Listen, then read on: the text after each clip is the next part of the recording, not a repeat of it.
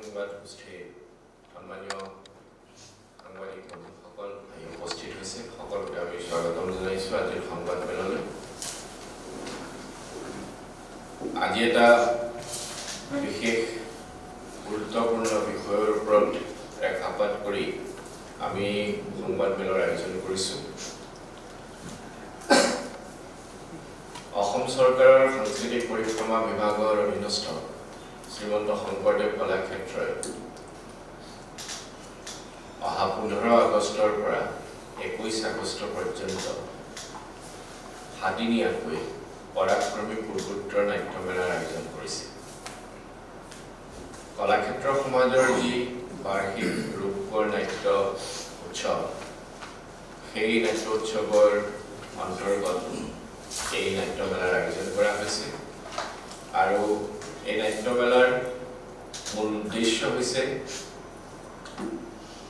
ভাৰতৰ স্বাধীনতা সংগ্ৰামত অসম তথা উত্তৰ পূৰ্বৰ যিসকল সংগ্ৰামী সত্তাই আত্মবলিদানেৰে ত্যাগেৰে আৰু বলিষ্ঠ ৰূপত স্বাধীনতা সংগ্ৰামত জপিয়াই পৰিছিল, ব্ৰিটিছৰ বিৰুদ্ধে উচ্চাৰ হৈছিল, তেখেতসকলক শ্ৰদ্ধা নিবেদন আৰু তেখেতসকলক সোঁৱৰিবৰ বাবে আমি এই নাট্যমেলাৰ আয়োজন কৰিছোঁ। আমি জানো যে সেই সময়ৰ অসম বৰ্তমানৰ উত্তৰ পূৰ্বাঞ্চল পূৰ্বোত্তৰ বহু বীৰ বীৰাংগনাই স্বাধীনতা সংগ্ৰামৰ প্ৰাণ আহুতি দিছিল আৰু সেই সময়ত সেই ঔপনিবেশিক শাসন ব্যৱস্থাৰ বিৰুদ্ধে সজোৰে আৰু বলিষ্ঠ ৰূপত অসমীয়াৰ যি পৰাক্ৰম সেয়া প্ৰতিভাত কৰিছিল। ভাৰতৰ স্বাধীনতাৰ ৭৫ বছৰ অতিক্ৰম কৰিছে আৰু ৭৫ বছৰৰ স্বাধীনতা উদযাপনৰ সময়ত ভাৰতৰ মাননীয় প্ৰধানমন্ত্ৰী শ্ৰীযুত নৰেন্দ্ৰ মোদীদেৱে সমগ্ৰ দেশবাসীক আহ্বান জনাইছিল যে আমি আনচাং হিৰোজ অবন্দিত নায়কসকলৰ প্ৰতি আমাৰ শ্ৰদ্ধা জনাব লাগে আৰু আমি আমাৰ ৭৫ বছৰীয়া যি স্বাধীনতা সেয়া সমগ্ৰ দেশ জুৰি উদযাপিত হ'ব লাগে। আৰু সেই সময়তে আমি শ্ৰীমন্ত শংকৰদেৱ কলাক্ষেত্ৰ সমাজে স্বৰাজ বন্দন বুলি এটি কাৰ্যসূচীৰ আৰম্ভ কৰিছিলোঁ, যিটো আজি পৰ্যন্ত চলি আছে। আজাদী কি অমৃত মহোৎসৱৰ অন্তৰ্গত আমি কলাক্ষেত্ৰ সমাজে বিভিন্ন সাংস্কৃতিক কাৰ্যসূচীৰ মাজেৰে বিভিন্ন শিশু আৰু চেমনীয়সকলৰ মাজত অনুষ্ঠান আয়োজন কৰি আলোচনা চক্ৰ অনুষ্ঠিত কৰি সময়ে সময়ে আমি স্বৰাজ বন্দনৰ কাৰ্যসূচী উদযাপন কৰিছোঁ। আৰু সেই সময়তে অসমৰ মাননীয় মুখ্যমন্ত্ৰী ডক্টৰ হিমন্ত বিশ্ব শৰ্মাদেৱৰ অধ্যক্ষতাত গঠিত শ্ৰীমন্ত শংকৰদেৱ কলাক্ষেত্ৰ সমাজৰ যি সাধাৰণ পৰিষদ, সেই পৰিষদীয় সভাই সিদ্ধান্ত গ্ৰহণ কৰিছিল যে সাংস্কৃতিক ক্ষেত্ৰখনৰ এটা বলিষ্ঠ গণসংযোগৰ মাধ্যম হৈছে নাটক, আৰু এই নাটকক কেন্দ্ৰ কৰি এই নাটকক মূল উপজীব্য হিচাপে লৈ এই মাধ্যমেৰে আমি আমাৰ যিসকল পূৰ্বোত্তৰৰ অবন্দিত নায়ক সেইসকলৰ যি পৰাক্ৰম তাক সমগ্ৰ অসম জুৰি নতুন প্ৰজন্মৰ সন্মুখত সমাজৰ সন্মুখত পৰিচয় কৰাব লাগে আৰু তেখেতসকলৰ যি বীৰত্ব তাক আমি নাটকৰ মাধ্যমেৰে প্ৰকাশ কৰিব লাগে আৰু পৰৱৰ্তী সময়ত যাতে সেই যি আমাৰ যাত্ৰা তাক আমি সমগ্ৰ দেশ জুৰিও যাতে বিয়পাই তুলিব পাৰোঁ, সেইবাবেও আমি চিন্তা চৰ্চা কৰিব লাগে। আৰু সেই মৰ্মে আমি বিভিন্ন পৰিকল্পনাৰ মাজেৰে বিভিন্ন চিন্তা আৰু বিবেচনাৰ মাজেৰে আমি সিদ্ধান্ত গ্ৰহণ কৰিছিলোঁ যে আমি পৰাক্ৰমী পূৰ্বোত্তৰ বুলি এটা প্ৰকল্পৰ কাম হাতত লৈছিলোঁ আৰু তাৰ অধীনত আমি অসম তথা উত্তৰ পূৰ্বৰ 25খন নাটক আমি সেই সংগ্ৰামী সত্তা আৰু সেই সময়ৰ পৰিঘটনাক কেন্দ্ৰ কৰি আমি প্ৰস্তুত কৰাৰ দিহা কৰিছিলোঁ। কিছু নাটক আমাৰ মাজত আছিল, কিন্তু অধিকাংশই নাটক আমাৰ নিৰ্বাচিত বিষয়ৰ ওপৰত নাছিল। সেইবাবে কলাক্ষেত্ৰ সমাজে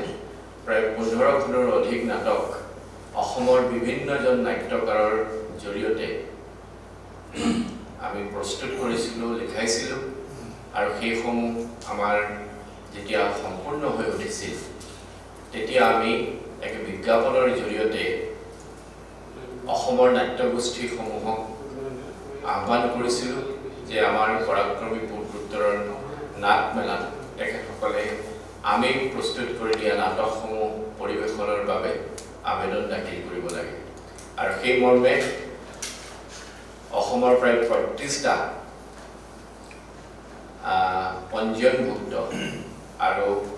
নাটকৰ সৈতে সক্ৰিয়ভাৱে জড়িত নাট্যগোষ্ঠীয়ে কলাক্ষেত্ৰ সমাজত আবেদন দাখিল কৰিছিল আৰু আমি সকলো চালি জাৰি চাই বিশেষজ্ঞ সমিতিয়ে উপদেষ্টা মণ্ডলীয়ে সকলো কথা বিবেচনা কৰি এই পৰাক্ৰমী পূৰ্বোত্তৰ নাট মেলাৰ প্ৰথম পৰ্যায় হিচাপে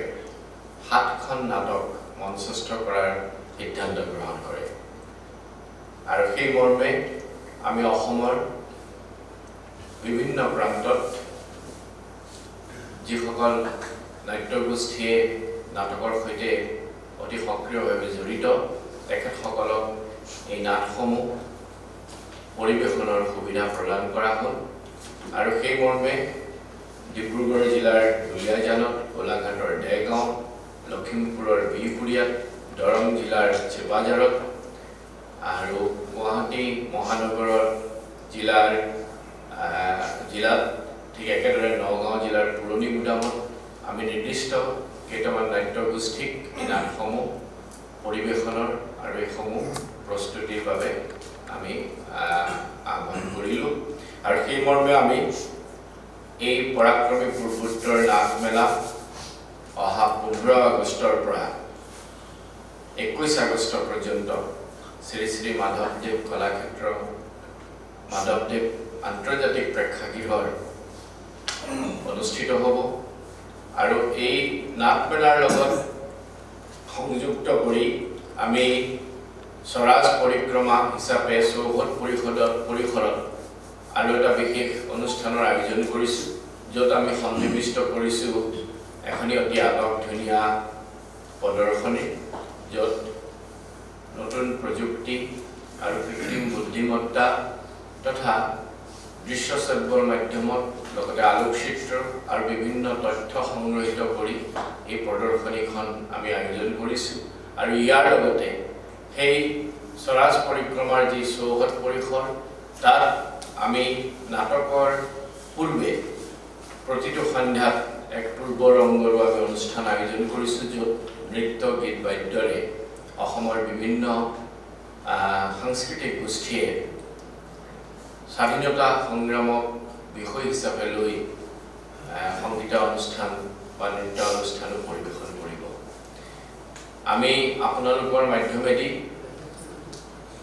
এই পৰাক্ৰমী পূৰ্বোত্তৰ নাট মেলালৈ আমি সমগ্ৰ অসমবাসী ৰাইজক অতি আগ্ৰহেৰে আন্তৰিকতাৰে আমি আমন্ত্ৰণ জনাইছোঁ যে এই যি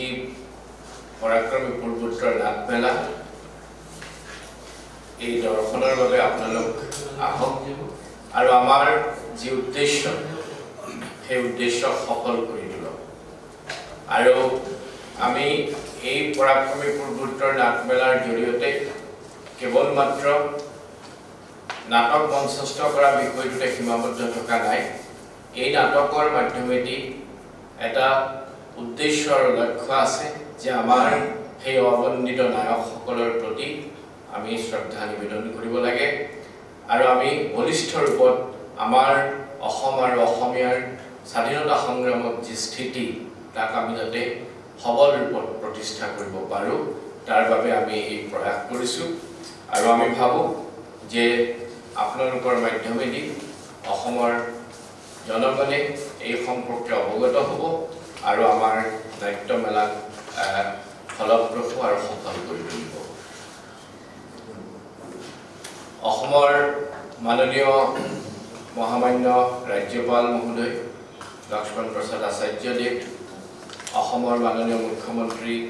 ডক্টৰ হিমন্ত বিশ্ব শৰ্মাদেৱ অসমৰ সাংস্কৃতিক পৰিক্ৰমা বিভাগৰ মাননীয় মন্ত্ৰী শ্ৰীযুত বিমল বৰা দেৱ প্ৰমুখ্যে সন্মানীয় মন্ত্ৰী পৰিষদৰ সন্মানীয় মন্ত্ৰীসকল বিভিন্ন নেতৃবৃন্দ কলা সংস্কৃতি সাহিত্য জগতৰ ঊৰ্ধ্ব ব্যক্তিসকল স্বনামধন্য প্ৰত্যজশা শিল্পীসকল আমাৰ নাট্য অনুৰাগীসকল শিক্ষা অনুষ্ঠানৰ মুৰব্বীসকল শিক্ষক সমাজ ছাত্ৰ ছাত্ৰী বা মুক্তিযুঁজৰ যি পৰিয়াল আছে সেই পৰিয়ালৰ সন্মানীয় সদস্যসকল অসমৰ সংবাদ জগতৰ জ্যেষ্ঠ সাংবাদিক প্ৰমুখ্যে সম্পাদক সন্মানীয় সম্পাদকসকল আৰু বিভিন্ন আমি নেতৃস্থানীয় ব্যক্তিক এই পৰাক্ৰমী পূৰ্বোত্তৰ নাটমেলালৈ আমন্ত্ৰণ জনাইছোঁ ইতিমধ্যে আমাক প্ৰায়বিলাকেই সন্মতি প্ৰদান কৰিছে আৰু তেখেতসকল উপস্থিত থাকিব আৰু মই ভাবোঁ যে আমি সকলোৰে উপস্থিতি আৰু সহযোগিতাৰ মাজেৰে এই পৰাক্ৰমী পূৰ্বোত্তৰ নাটমেলাক এটা সুন্দৰভাৱে আগবঢ়াই নিবলৈ সক্ষম হ'ম আমাৰ পৰিকল্পনা আছে যে পৰাক্ৰমী পূৰ্বোত্তৰ নাটমেলাক কেৱল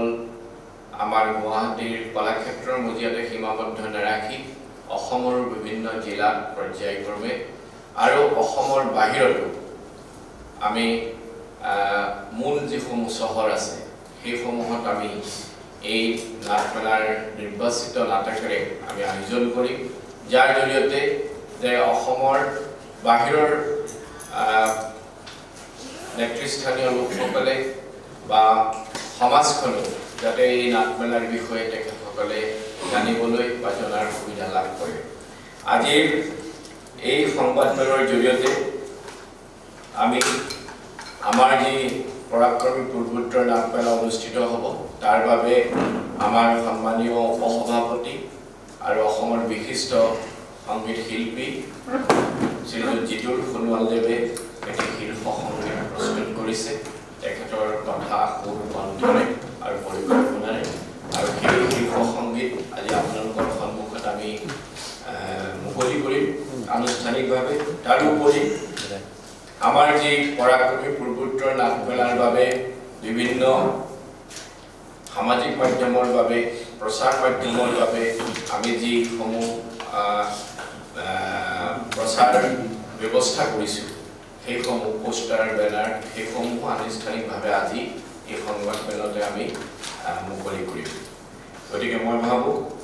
যে আপোনালোকেও আমাৰ এই যি যাত্ৰা এই যি পৰিকল্পনা ইয়াৰ অংশীদাৰ হৈ আমাৰ এই নাটমেলাক সম্পূৰ্ণ সফল কৰি তোলাৰ ক্ষেত্ৰত বিশেষ ভূমিকা গ্ৰহণ কৰি সম্পূৰ্ণ উদ্দেশ্য ফলপ্ৰসূ কৰাত সহায় কৰিব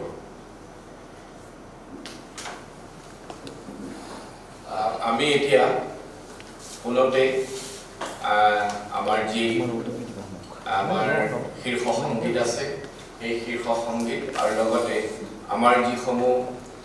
প্ৰচাৰৰ বাবে যিসমূহ আমাৰ পোষ্টাৰ বেনাৰ আমি ৰেডি কৰিছোঁ প্ৰস্তুত কৰিছোঁ সেইসমূহক আপোনালোকৰ সন্মুখত আনুষ্ঠানিকভাৱে উদ্বোধন কৰিবলৈ বিচাৰিছোঁ মুকলি কৰিব বিচাৰিছোঁ আৰু তাৰপিছত আপোনালোকৰ যদি কোনো ধৰণৰ এই সংক্ৰান্তীয় প্ৰশ্ন আছে এই প্ৰশ্নসমূহ আমি উত্তৰ দিবলৈ চেষ্টা কৰিম 15 আগষ্টৰ দিনা আমাৰ নাটকসমূহ প্ৰতিদিনেই দুটা দৰ্শনীত অনুষ্ঠিত হ'ব প্ৰথম দৰ্শনী সন্ধিয়া 5 বজাত আৰু দ্বিতীয় দৰ্শনী 7:30 বজাত আৰু 15 আগষ্টৰ দিনা আমাৰ অনুষ্ঠিত হ'ব নাট্যকাৰ হিলুল কুমাৰ পাঠকৰ দ্বাৰা ৰচিত আৰু অবিনাশ শৰ্মাৰ দ্বাৰা পৰিচালিত আৰু শ্ৰীমন্ত শংকৰদেৱ কলাক্ষেত্ৰ সমাজৰ দ্বাৰা পৰিৱেশিত গোপীনাথ যুগজয়ী স্বপ্নদ্ৰষ্টা। ঠিক একেদৰে 16 আগষ্টৰ দিনা মঞ্চস্থ হ'ব নাট্যকাৰ মৃণাল কুমাৰ দ্বাৰা ৰচিত আৰু পৰিচালিত আৰু নগাঁৱৰ ৰংগালয়ৰ দ্বাৰা পৰিৱেশিত গোভা ৰজা ছত্ৰসীন অপ্ৰতিৰোধ্য দেও ৰজা। 17 আগষ্টৰ দিনা পংকজজ্যোতি ভূঞাৰ দ্বাৰা ৰচিত আৰু পবিত্ৰ চেতিয়াৰ দ্বাৰা পৰিচালিত আৰু ডিব্ৰুগড়ৰ দুলীয়াজানৰ পথাৰ নাট্যগোষ্ঠীৰ দ্বাৰা পৰিৱেশিত হ'ব মাংৰি মেম সেউজী অগ্নিকন্যা। নাট্যকাৰ উৎপল দত্তৰ দ্বাৰা ৰচিত আৰু অসীম কুমাৰ নাথৰ দ্বাৰা পৰিচালিত তথা দৰঙৰ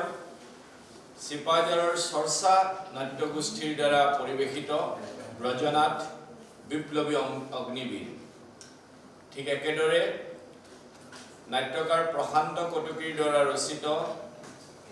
কৃষ্ণ ভূঞাৰ দ্বাৰা পৰিচালিত 19 আগষ্টৰ দিনা জ্যোতিপ্ৰসাদ সংগ্ৰামী জ্যোতিশিখা। নাট্যকাৰ কৰুণা দাৰৰ দ্বাৰা ৰচিত আৰু গুণাকৰ দেৱগীৰ পূৰ্ব ৰংগৰ দ্বাৰা পৰিৱেশিত হ'ব অম্বিকাগিৰি অনিৰ্বাপিত একোৰা জুই। আৰু 21 আগষ্টৰ দিনা শেষৰৰ দ্বাৰা পৰিচালিত আৰু গোলাঘাটৰ দেৰগাঁৱৰ নৰ্থ ইষ্ট থিয়েটাৰ একাডেমীৰ দ্বাৰা পৰিৱেশিত হ'ব চন্দ্ৰপ্ৰভা মুক্তিৰ এটি গান। আৰু এইসমূহ আমাৰ প্ৰতিদিনেই দুটাকৈ দৰ্শনী অনুষ্ঠিত হ'ব। আৰু ইয়াৰো উপৰি আমাৰ যি স্বৰাজ পৰিক্ৰমা চৌহদ তাত বিভিন্ন সাংস্কৃতিক অনুষ্ঠান আৰু প্ৰদৰ্শনীৰো আমি আয়োজন কৰিছোঁ। কেইটামান বিষয় আছে যে আমি প্ৰৱেশ পত্ৰৰ ব্যৱস্থা কৰিছোঁ আৰু লগতে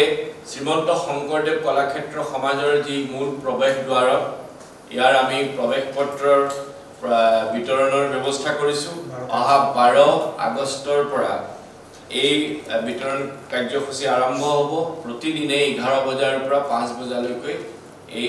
প্ৰৱেশ পত্ৰ উপলব্ধ হ'ব।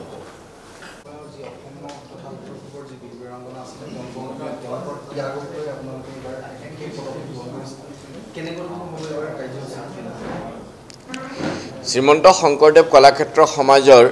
যি বাৰ্ষিক ৰূপকোঁৱৰ নাট্য উৎসৱৰ অন্তৰ্গত আমি এইবাৰ 7দিনীয়া কাৰ্যসূচীৰে পৰাক্ৰমী পূৰ্বোত্তৰ শীৰ্ষক 7দিনীয়াকৈ নাটমেলাৰ আয়োজন কৰিছোঁ। আৰু আমি অসম তথা উত্তৰ পূবৰ যিসকল অবন্দিত নায়ক তেখেতসকলক লৈ আমি কলাক্ষেত্ৰ সমাজে 25খন নাটক মঞ্চস্থ কৰাৰ এক পৰিকল্পনা কৰিছে। আৰু তাৰ অন্তৰ্গত আমি প্ৰথম পৰ্যায়ত 7খন নাটক এইবেলি 15 আগষ্টৰ পৰা 21 আগষ্ট পৰ্যন্ত শ্ৰীমন্ত শংকৰদেৱ কলাক্ষেত্ৰৰ শ্ৰী শ্ৰী মাধৱদেৱ আন্তৰ্জাতিক প্ৰেক্ষাগৃহত প্ৰতিদিনেই 2টা দৰ্শনীকৈ অনুষ্ঠিত হ'ব। আৰু এই যি নাটমেলাত যিসমূহ নাটক আমি নিৰ্বাচিত কৰিছোঁ অসমৰ বিভিন্ন প্ৰান্তৰ নাট্যগোষ্ঠীসকলক কলাক্ষেত্ৰ সমাজৰ ফালৰ পৰা আমি নাটক প্ৰদান কৰিছোঁ আৰু তেখেতসকলক